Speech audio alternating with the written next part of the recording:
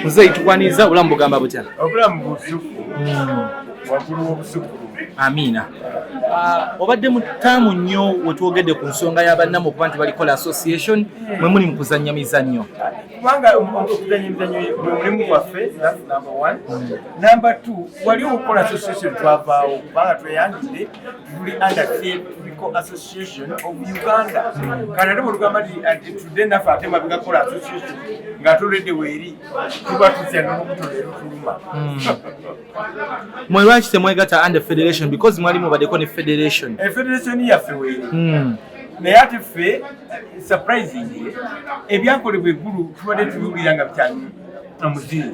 Tubadde twagala federatinga under NCF, National Cultural Forum. Naye kati tulindiridde ekivaayo tulabe ki ekiddako. Federation yaffe weeri, Federation of Uganda Performing Arts of Uganda. Naye nga zisukkiridde because ffe yaffe taawo kibiina ky'abazannyi ba mizannyo. Era nkugambye tubadde ffe tuli willing okubeera under NCF. Naye ate bannaffe abali Bunamwaya side bagamba nedda. Katukyaketta embeera naye nga ffe tuli wamu ng'abazannyi b'emizannyo ffenna tuli wamu kitole. Sizifayo gisuubiramu ki? Sizifayo gisubiramu okusomesa bannayuganda okukyusa embeera zaabwe badde ku mulamwa batambule nga balina okutambula n'akasente kayitirivu nnyo mu dollars, mu pounds, mu yen ne mu Uganda shillings. A lot of money. Era industry lwaki twakikoze bwe ebiina byonna twabiyise wamu tukolere wamu. At the end of the production twagala nga buli kibiina kiyinza okuddamu ne kiyingira ku lwakyo ne tuddamu okugomboka Uganda nga bwe twagomoka. Tegeeza kuno si kwegatta kulya. Kuno si kwegatta kulya, kwegatta kuyiga kunyeenya Republic of Uganda.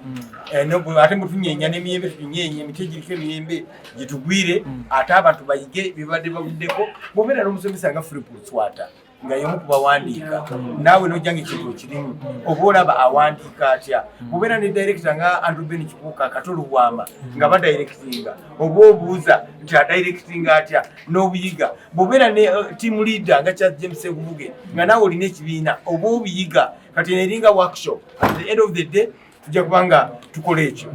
Mwegasse twebuuzaamu ebiseera bisinga tulabenga mu industry n'abantu bavayo okwegatta okukola products ezeewamu ebiseera bisinga zibeera sponsored by the government oba ne Chief Lise na Salim Saleh. How true is this allegation ezigenda mu maaso muno gwe tobeera watali muliiro ne mwami Katolo Bwama ate bwe twalabye ku eno project?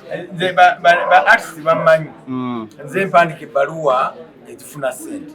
Kulono gwe wagiwandiise yasizifaya omukono gwa mukisa ne bwe nali kusimba nze nayita MTN ku kigunda ky'omwaka ate ne bwangeibwa milioni 10 milioni 3 milioni meka omukono gwa mukisa. Therefore ogwatutte bannakatemba ewa Ssaale gwe waguwandiise therefore esimu messages n'ebiringa ebyo byonna tujja kuba nga tubituukamu. Wabiwandiise ne biyitamu. We are already in touch. Uganda Development Forum tuliemba tubanga tutambula mpola. Omuti gw'emiyembe guno gw'ogambye ogw'ebibala ogonyeenya okugwa gwegulwa gwe gwa gavumenti gwe gwa Nuupu opposition. Kuba tukumanyi ng'owa DP. DP oye. Njagala buli gwe kikwatako bwe tuyiika mu field bajja kujja bokka. Waliwo atubuuza eyambuuza ku kiki ekyasula theatre ne mugamba nti yalinze. Nambuza nti lwaki nawandikanga ebbaluwa mu kampani ennene nga bagamba mwe mukuŋŋaanya abantu batono mutuba mu theatre abantu 5 tulaba sponsoringa abantu nga bajja 15 abantu bajja mutwalo nange nengamba theatre kapitwali mu bisaawe eyo mu bisaawe gye yagwira kubanga ffe tetusobola kuzanya nga tetucreatinze tulina kye bayita essential limitations of theatre bye tutasobola kufuna okujjaku kati mu theatre oba mu kizimbe ekyegadde awamu. Therefore ekyo kibeerawo. Kati bwe tunakola ekintu ekirungi tukakasa nti big companies, NGOs, government, funders, even the opposition. Omukulu Kyagulanyi anze okukwata mu wallet ye n'agamba nti kisoboka anti talina ssente bamugaana okukola. So tasobola baganda simanyi nti aweza yakasente talina ssente bulungi. Naye wano yajjaga n'atulaba wano emizannyo waleka bwasituka okwogera ng'asulayo emiliyoni eziwera mu nsawo yaffe. Therefore mwagazi wa theatre n'okushana tuwulira miliyoni ezo zitezaatuuka nga zaatuukanga zatukanga nyamuwaliza kale nga twagala okumaliriza oli musajja munnamawulire naffe tuba nnamawulire obadde mufeesinzemuko ebizibu ne programu yo ey'okumakya ne mukwano gwo gwokola naye UCC nekuwandiikira mwami Ssenkubugge UCC nebawandiikira obuvu buno obuvuunusa otya nga gwe tumaliriza nzamwe promota singa abaana abayise emikono gyange tebatya kwogera oyinza n'okwewuunya naye nze nyinza okwogerako ba made in Ssenkubugge babuka wenja bamulangira ndawusi bizonto byonna okuva timu eringa bwe yali bonna bali bakandida democracy I take pride okulaba nti yajja akola ensobi bw'ati nenkola naye n'atereeza gwenkola naye full figure alina ensobi zakola in broadcasting naye is my mission yange at the end of the day ng'asobola okwogera nakolako ne Ssenkubugge era n'antereeza n'akyusa n'anfuula kino era nkisabirira Katonda nyambe nsobole okukikola kyaki yagwa webatugamba eyiyo ne ku Sunday twade n'anniversary bagiyita Gospel Life Independent Baptist Church nkola na America bamuta Pastor James Bridgen kati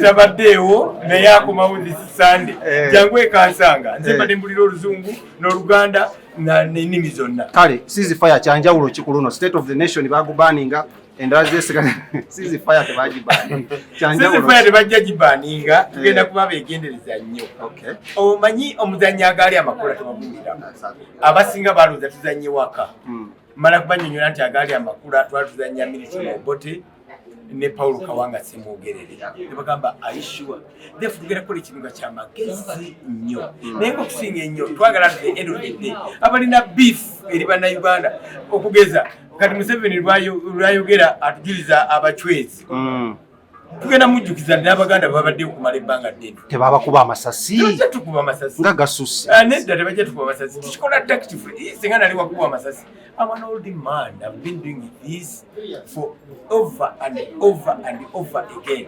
Tulya muno government ebakugira mbyambalo ebimu ekyo kyatuluma twagenda kushoya bebe kulu bayaliyo ddi ne tugenda n'engoye zaffe ez'amagye omusajja ne mugamba zino muzireke wano mulempi babayisaamu Ssenkubugge I'm a former presidential candidate Ssenkubugge oli andaba naga ono siye musajja nga yeye so government akikubira omulanga ebyambalo bino tukubira government omulanga ebyambalo mu bitwekere bwe tuba tuna production ekola ku byambalo mu bitwekere tubikozese ne bannaddiini gwalwe batabukiro bayali ono omwana we yayimba Hildaman eyambala gawuni ya bishop ne bamutabukira costume when I say this is a costume ndikirizibwa okwambala kyonna kalubereko lwa bishop kalubereko lwa papa kalubereko lwa president esaati enjeru nzo okujambala ngagamba nti eyo yange nefutse costume ya kale tweyanza aro mutuwagire tuligayirinde mwe twesigamye kumwe bwe mutuvaamu basi tugudde bwe mutusitula mwe aba bloggers aba TV aba radio nga tusituka eno industry yakubeerawo bannamwe baji mwe bava mugiyambe eddewo tusobole otambulira wamu